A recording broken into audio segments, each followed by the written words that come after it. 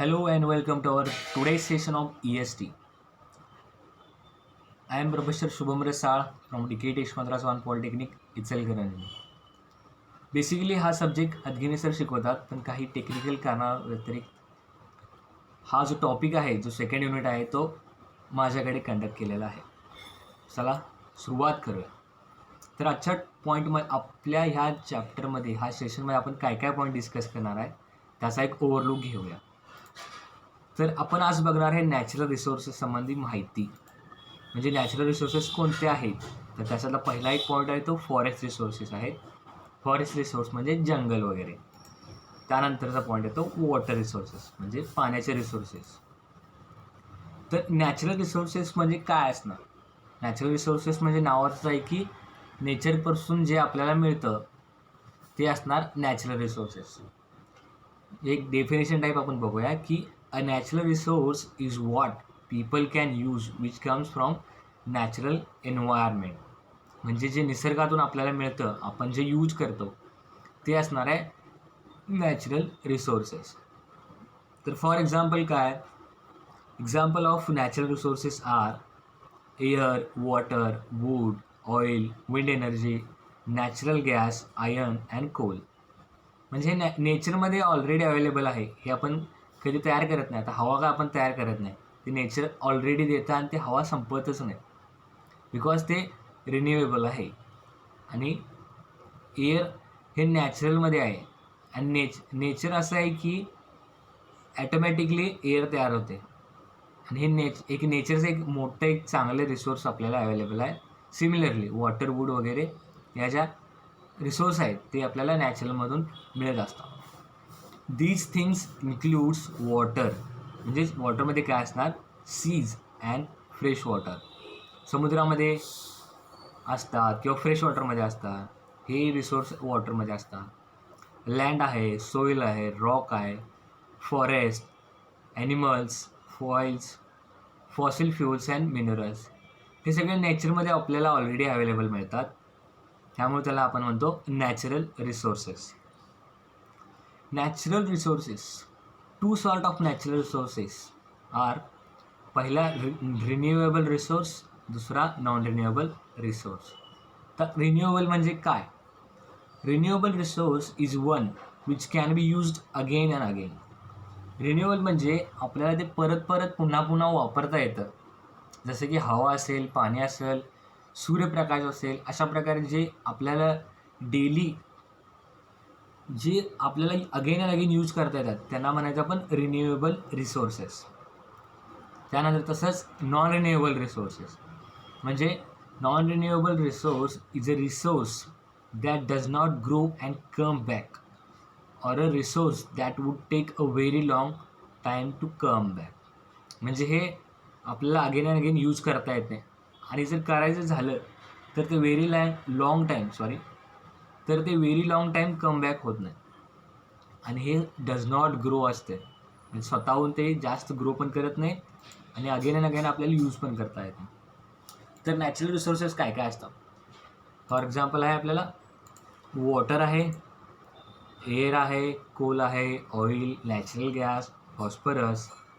आता हे जे काही रिसोर्सेस आहेत ते नॅचरल आहेत, काही आपण त्याला म्हणतो खनिजे. जे असे फॉस्फरस, बॉक्साईड, कॉपर वगैरे आहेत त्याला आपण म्हणतो खनिजे. तर त्यानंतर कॉपर, हेलियम, आयर्न. तसंच सिमिलर आपल्याला सॉईल आहे, साल्ट आहे, फॉरेस्ट अँड टिंबर. तर फॉरेस्ट अँड टिंबर हे आपल्याला येतं फॉरेस्टमध्ये. सॉल्ट म्हणजे सॉईल म्हणजे माती, सॉल्ट म्हणजे आपल्याला मीठ, जे करून आपल्याला समुद्रातून अवेलेबल होतं. तर forest resources. Forest is important renewable resources because फॉरेस्टवरती आपलं बरेच रिसोर्स अवेलेबल आहेत, डिपेंडेंट आहेत. जसं की आपल्याला लाकूड हवं असेल, म्हणजेच टिंबर हवं असेल ते मिळतं आपल्याला. काही फॉरेस्टमधून आपल्याला रबर मिळतं, जेणेकरून रबरची झाडं वगैरे असतात. आपल्याला फ्रूट्स मिळतात, काही वनस्पती ज्या काही मेडिकलसाठी आपण यूज करतो तशा प्रकारे मिळतात. काही झाडांसाठी आपल्याला फुलं असतात ठराविक, ते फुलं पण आपण ॲज अ मेडिसिन म्हणून यूज करतो. सिमिलरली फॉरेस्टमध्ये भरपूर जे व्हरायटी ऑफ रिसोर्स आपल्याला अवेलेबल मिळतात. जे आपण मसाले यूज करतो त्याच्यात पण आपण फॉरेस्ट यूज करतो. काही जे आपल्याला जे काही औषधं असतील जी पिण्याच्या स्वरूपात असतील किंवा जे काढा वगैरे म्हणतो आपण, ते बऱ्याच प्रकारे आपल्याला फॉरेस्ट रिसोर्समधून पण आपल्याला अवेलेबल होत असतं. त्यामुळं हा एक इम्पॉर्टंट पार्ट आहे रिन्युएबल रिसोर्सचा, जे की आपल्याला नॅचरल रिसोर्समधून मिळतं, जे आपल्याला फॉरेस्ट रिसोर्समधून मिळतं. Forest provide clean water and air, timber for wood products, wild life habitats, stable soil and recreational opportunity and they beauty the environment. आता फॉरेस्ट हा फक्त लिमिटेड नाही आहे, तर ते काय करतं आपल्याला क्लीन वॉटर अँड एअर मिळतं. आता फॉरेस्टमध्ये ऑफकोर्स पोल्युशन असणार आहे, त्यामुळे आपल्याला तिथं क्लीन हवा आणि क्लीन पाणी मिळतं, स्वच्छ स्वरूपात मिळतं. तिथं लाकूड मिळतं, जेणेकरून आपल्याला लाकडी प्रोडक्ट्स आपल्याला अवेलेबल मिळतात मार्केटमध्ये, ते तयार करू शकतो, जेणेकरून आपण फर्निचर तयार करू शकतो किंवा बाकीचे काही जे आपल्याला प्रोडक्ट्स अवेलेबल मिळतात जे लाकडापासून बनतात, ते फॉरेस्ट रिसोर्समधून आपल्याला मिळतात. तर नेक्स्ट पार्ट किंवा जे नेक्स्ट पॉईंट येतो ते वाईल्ड लाईफ हॅबिटेट्स येतं.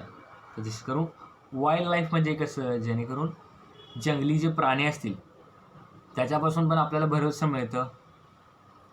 त्यानंतर येतो स्टेबल सॉईल, तर माती. काही मातीमध्ये गुणधर्म असतात अवेलेबल. आता काही मातीमध्ये खनिज अवेलेबल असतात, काही मातीमध्ये प्युरिटी अवेलेबल असते. त्याच्यात आता काळी माती किंवा पांढरी माती अशा प्रकारे मातीचे टाईप्स पण आहेत. मग त्यातली काही जी माती आहे ती आपल्याला शेतीसाठी किंवा फॉरेस्ट बिल्ड करण्यासाठी किंवा फॉरेस्ट मोठं करण्यासाठी, त्याचा एरिया वाढवण्यासाठी पण आपल्याला ती माती उपयोगी पडते. आणि जे जंगल असतात, जे फॉरेस्ट असतं, ते नेचर असतं, ते स्वतः एक ब्युटिफुल असतं आणि ते एन्व्हायरमेंटमध्ये आपल्याला ब्युटी ॲड करतं, जेणेकरून आपल्या एन्व्हायरमेंटला एन्हान्स करतं आणि ते दिसायला सुंदर दिसतं. आणि त्याच्यामुळं आपल्याला ऑक्सिजनचे प्रमाण पण जास्त मिळतं, त्यामुळे ते हेल्दी पण असतं.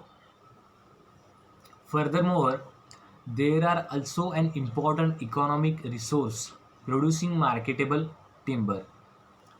आता लाकूड व्यवसाय हा फॉरेस्टवर बराच डिपेंड आहे. आता फक्त फॉरेस्टमध्ये टिम्बर्स अवेलेबल असतं का, तर हा एक पार्ट आहे रिसोर्सचा की टिम्बर. बाकीचे पण मार्केटमध्ये बरेचसे अवेलेबल आहेत. आता टिम्बरमध्ये कसं प्रोड्युसिंग मार्केटेबल टिम्बर म्हणजे जे फर्निचर असेल, जे सागवान असतील किंवा जे चंदन असेल, अशा प्रकारचे जे महाग असतील, जे महाग आपल्याला लाकूड मिळतं मार्केटमध्ये, तर ते आपल्याला फॉरेस्ट रिसोर्समधूनच मिळतं आणि ते जास्त काळ टिकतं. जसे की आपल्याला सागवानच्या वस्तू असतात किंवा जे सागवानपासून बनवलेले जे प्रोडक्ट्स असतात ते भरपूर काळ टिकतात. आणि सागवानच्या बागा पण आपल्याला फॉरेस्ट थ्रू आपल्याला बनवता येतात किंवा आपल्याला तयार करता येतात किंवा बरेचसे फॉरेस्टमध्ये सागवानच्या बागा अवेलेबल आहेत आणि ते आपल्याला पुन्हा पुन्हा ग्रो करता येतात, जेणेकरून आपण सागवानची झाडं वाढवून त्याची लागवड करून आपल्याला मार्केटेबल टिम्बर आपल्याला प्रोड्यूस करता येतं.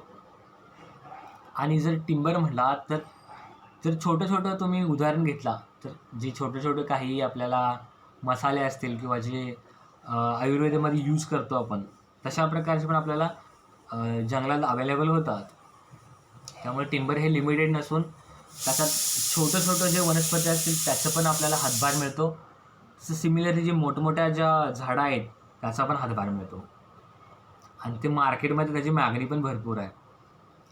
It is estimated about 30% of world wide is covered by forest, whereas 26 by pastors.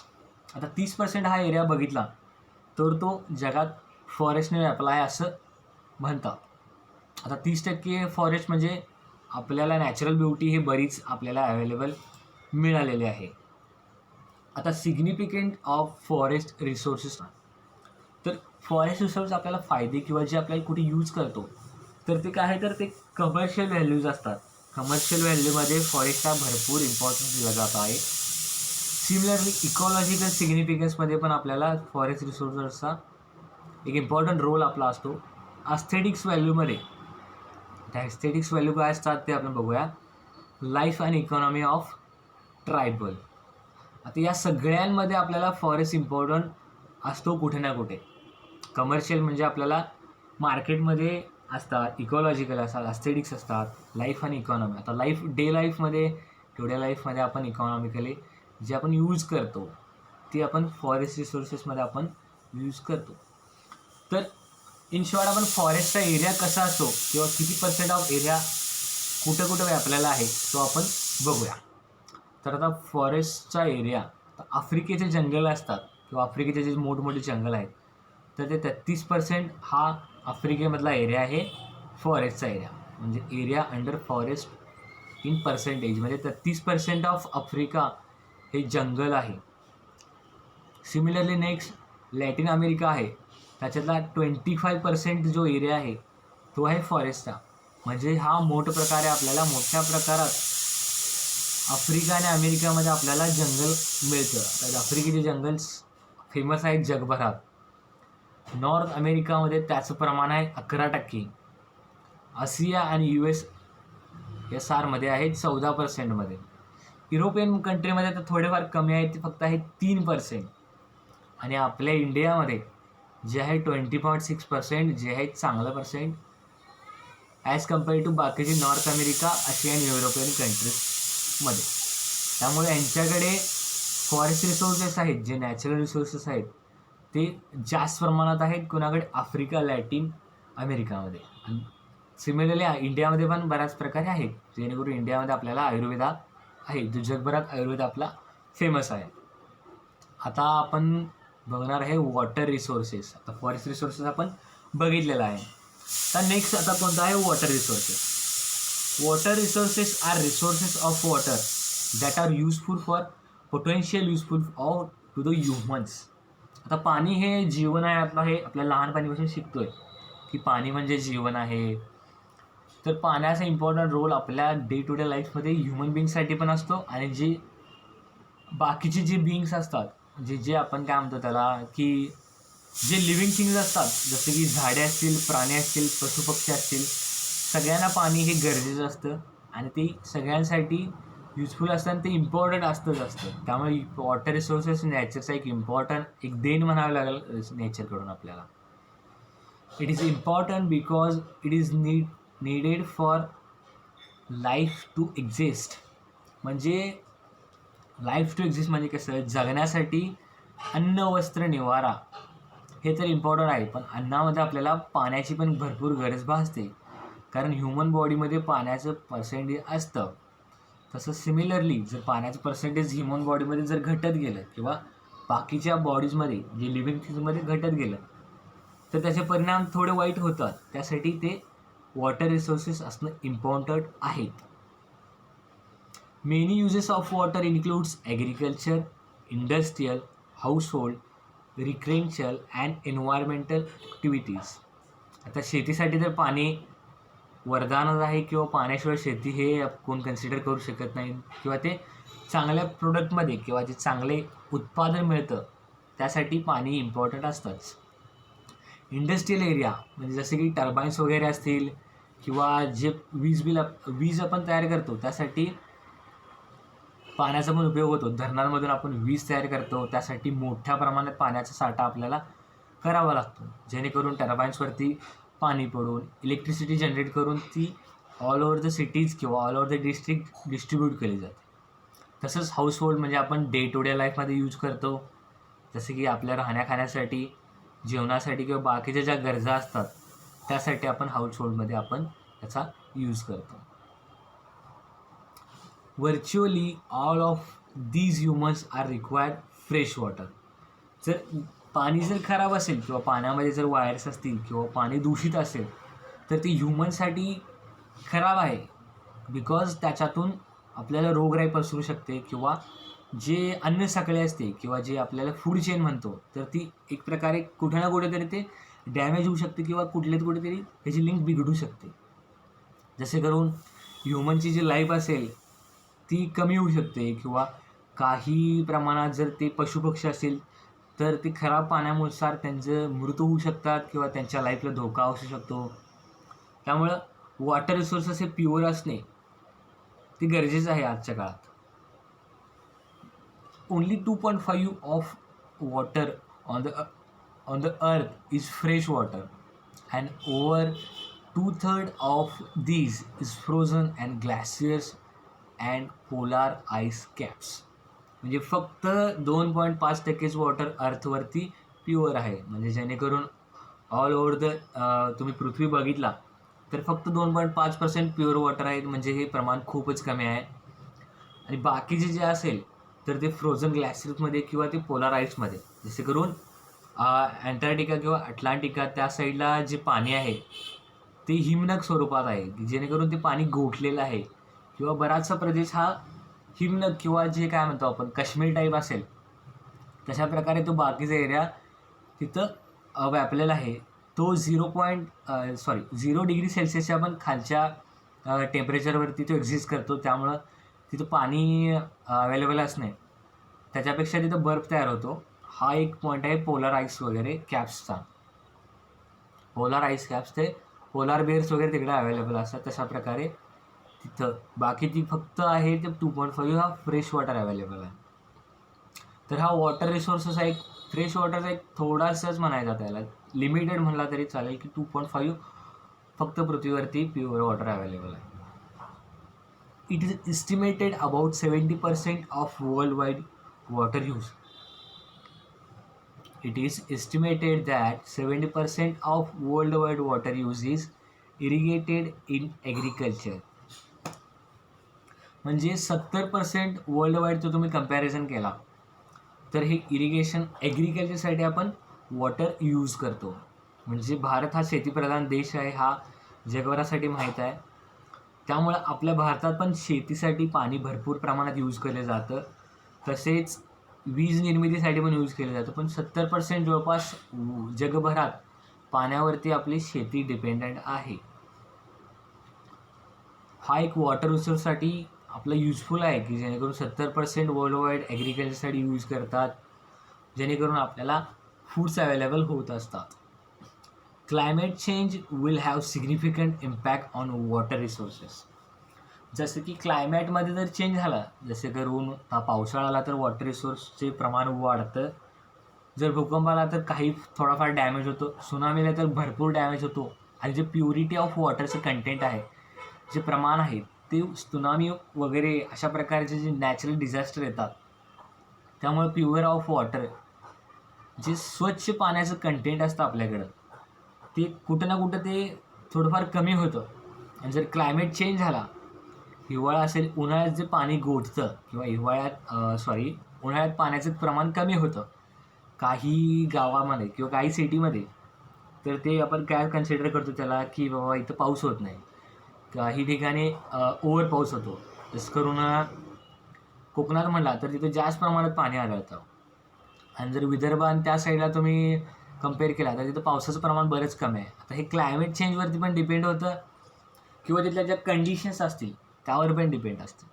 जसं की उन्हाळ्यात पाण्याचं प्रमाण कमी होतं बिकॉज या वेळेला पाऊस पडत नाही आणि ऊन जास्त असल्यामुळं पाण्याचं बाष्पीभवन होतं बऱ्याच ठिकाणी.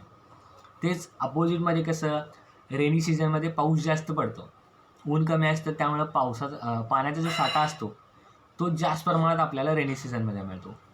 त्यामुळं क्लायमेट चेंज हा सिग्निफिकंट रोल परफॉर्म करतो हा वॉटर रिसोर्सवरती. त्याचा भरपूरसा इम्पॅक्ट पडतो वॉटर रिसोर्सवरती.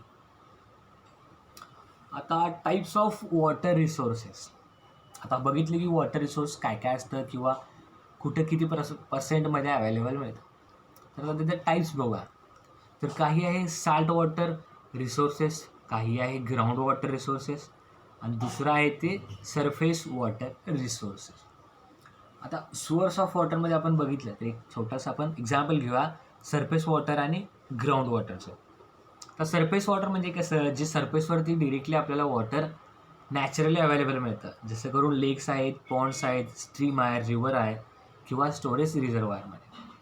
म्हणजे नॅचरली आपल्याला ओढा असेल, झरा असेल किंवा नदी वगैरे असेल किंवा आपण जे स्टोरेज रिझर्वायर तयार करतो, जसं की डॅम हे आपण आर्टिफिशियली तयार करतो, पण डॅमचं जे वॉटर असतं ते आपल्याला रिव्हरमधूनच मिळतं. हा एक वॉटर रिसोर्सेस आहे, पण हा नॅचरली आहे की रिव्हरचं पाणी आपण अडवतो आणि जे नॅचरली आपल्याला पाणी अवेलेबल होतं ते साठवतो. आणि जे आपण सरफेसवरती आपण जे साठा करतो किंवा जे पाणी सरफेसवर आपल्याला अवेलेबल होतं ते होतं सरफेस वॉटर टाईप. आणि जे ग्राउंड वॉटर असणार ते हे ओपन वेल्स, ट्यूब, परत ते स्प्रिंग आणि फिल्ट्रेशन. म्हणजे हे काही थोड्या प्रमाणात आपण हे तयार करतो. म्हणजे काही वेळेला आपण विहीर तयार करतो किंवा ट्यूब्स तयार करतो, टनेल्स तयार करतो, अंडरग्राऊंड आपण कॅनल्स तयार करतो किंवा बऱ्या प्रकारे आपण पाईपलाईन वगैरे यूज करतो. तर हे आपण आर्टिफिशियली तयार करतो, जे ग्राउंडवरती आपण पाणी इकडून तिकडं आपलं दळणवळणासाठी आपण यूज करतो त्याच्यासाठी. आणि सॉल्ट वॉटर रिसोर्स येतात हे मेन म्हणजे आपल्याला येतात समुद्रामधून, बिकॉज समुद्रात आपल्याला सॉल्ट वॉटर अवेलेबल होतं आणि त्याच्यात भरपूरसे आपल्याला रिसोर्स अवेलेबल मिळतात समुद्रातून सॉल्ट वॉटरमध्ये. तर energy resources. An energy resource is something that can produce heat, power life, move object or produce electricity. आता एनर्जी रिसोर्स हे नावातच आहे की ते आपल्याला एनर्जीचा रिसोर्स मिळणार आणि त्याच्यातून एनर्जी आपल्याला मिळणार. मग त्या एनर्जीनुसार आपण काय काय करणार, तर ते energy in the form of ते आपल्याला हीट प्रोड्यूस करून देणार, ते लाईफमध्ये पॉवर देणार, ते काही ऑब्जेक्ट्सला मूव्ह करणार किंवा ते इलेक्ट्रिसिटी प्रोड्यूस करणार. अशा प्रकारे एनर्जी रिसोर्स आपल्याला अवेलेबल मिळतात. तर काय असणार energy resource? The matter that stores energy is called fuel. आता एनर्जी रिसोर्ससाठी बेस्ट एक्झाम्पल आहे फ्युएलचं. फ्युएलमध्ये म्हणजे फॉर एक्झाम्पल आपण घेऊया पेट्रोल किंवा डिझेल. तर त्या एक्झाम्पलमध्ये घेतलेलं पेट्रोल आणि डिझेलमध्ये जर घेतलं तर त्यात हीट प्रोड्यूस होते तर होते, ते लाईफसाठी पॉवर जनरेट करतं, ऑब्जेक्टला मूव्ह करतं, म्हणजे गाडी आपल्याला एका ठिकाणी मूव्ह करायची असली तर ती करतं, हो. इलेक्ट्रिसिटी प्रोड्यूस करतं, म्हणजे आपण गाडीच्या ज्या बॅटरी असतील आपल्याला तर ते चार्जिंग वगैरे काम पण होऊ शकतं. त्याच्या काही गाड्यामध्ये किंवा इनबिल्ट असतात बॅटरीज, तो काही वेळेला जर बॅटरीची लाईफ कमी झाली तर आपल्याला ते बाहेरून चार्ज करावं लागतं किंवा थोड्या प्रमाणात ते आपल्याला इलेक्ट्रिसिटी स्वतः जनरेट करतं. आता बेस्ट एक्झाम्पल एनर्जीसाठी आहे फ्युएल. तर पेट्रोल डिझेल हा बेस्ट एक्झाम्पल आहे फ्युएलसाठी. आता ते एनर्जी स्टोअर करतं, तर जेणेकरून पेट्रोल आपण गाडी टाकलं तर त्याची एनर्जी प्रोड्यूस करते आपल्याला गाडीसाठी. मग त्यानुसार आपल्याला गाडी आपण चालवतो, गाडी एका साईडवरून दुसऱ्या साईडला जाते, पॉईंट ए पासून पॉईंट बी पर्यंत जाते, त्याचं मुवमेंट होतं, आपल्या लाईफमध्ये पॉवर येते, आपल्याला लाईफमध्ये दळणवळणाचे काही साधन असतात ते आपल्याला जास्त अवेलेबल होतात. Human energy consumption has grown steadily. तर जसे की आपली लोकसंख्या वाढते तसं की त्यामुळं आपल्याला एनर्जी कन्झम्पशनसुद्धा वाढतं पर पर्सन. त्यामुळं जे कन्झम्पशन ऑफ एनर्जी असतं, जसं जसं लोकसंख्या वाढणार, जसं जसं टेक्नॉलॉजी वाढणार, जसं जसं दळणवळणाची साधनं वाढत जाणार, माणसांच्या गरजा वाढत जाणार, तसं तसं एनर्जीचं कन्झम्पशन ऑब्वियसली वाढत जाणार. मग त्यामुळं जे 20 वर्षापूर्वी जर कन्सिडर केला तर त्या कंपॅरिझनला आणि आत्ताच्या कंपॅरिझनला एनर्जी कन्झम्पशन असणार आहे तर ते बराचसा ड्रॅस्टिक चेंज असणार. Because as compared to the 20 वर्षापूर्वी तुम्ही बघितला तर लोकसंख्या इतकी नव्हती आणि इतकं टेक्नॉलॉजी जास्त प्रगत झाली नव्हती किंवा जास्त दळणवळणाची साधनं नव्हती.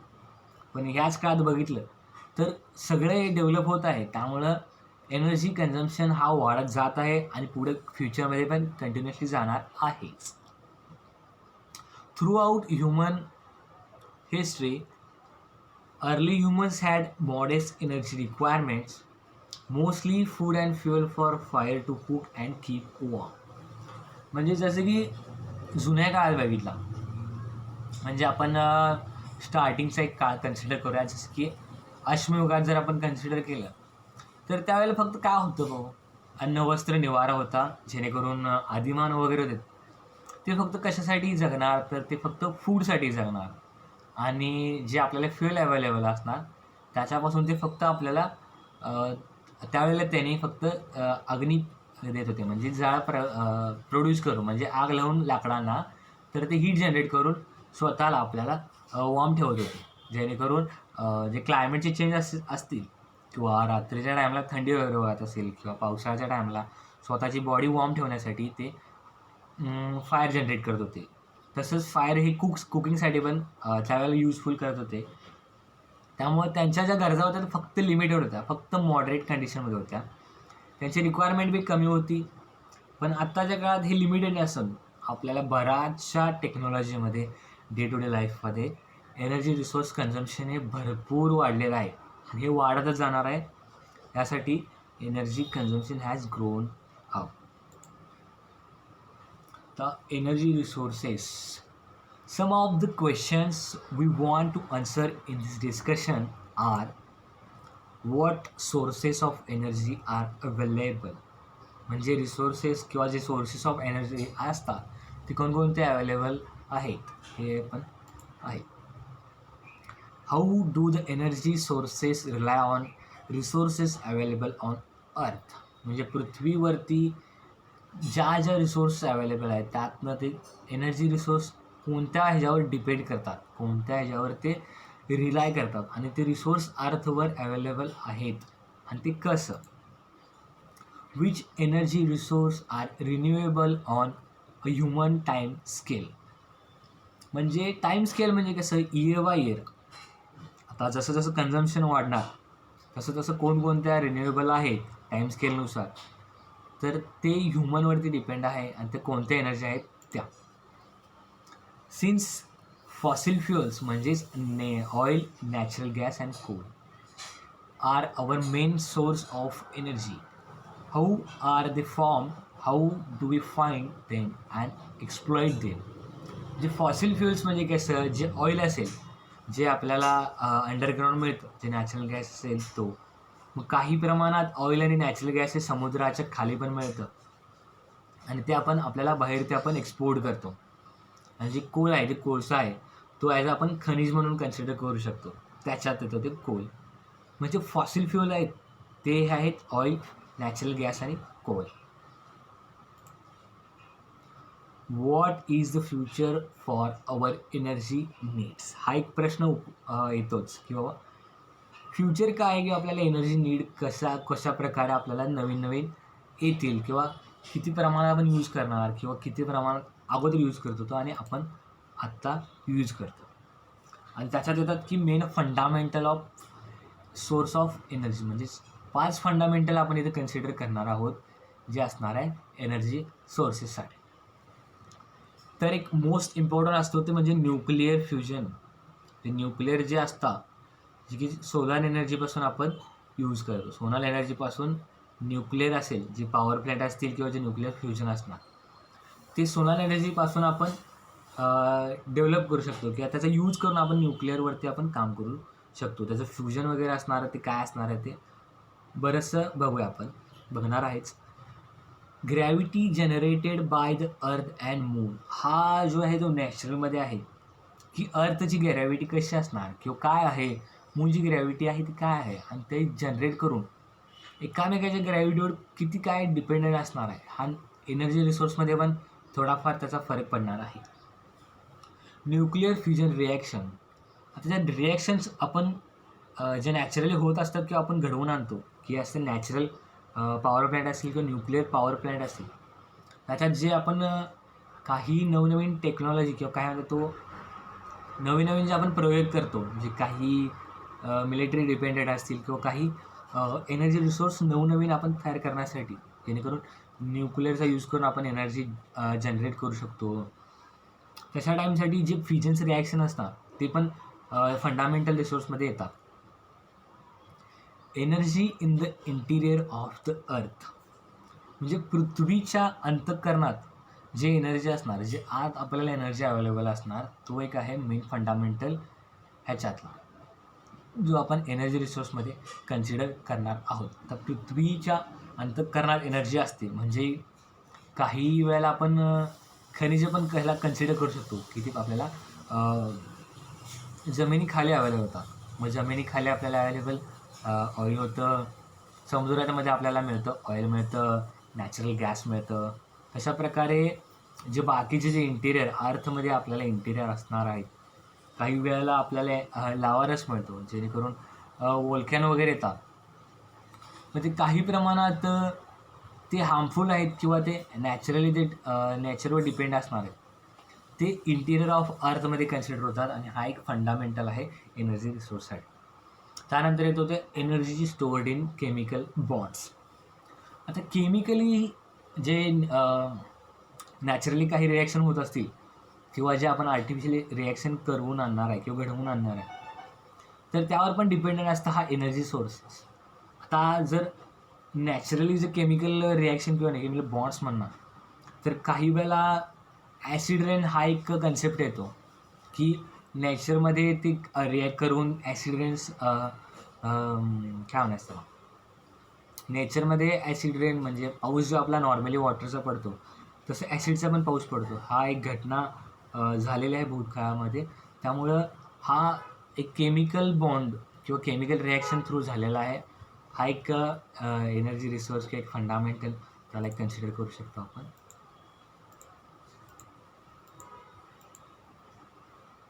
थँक्यू.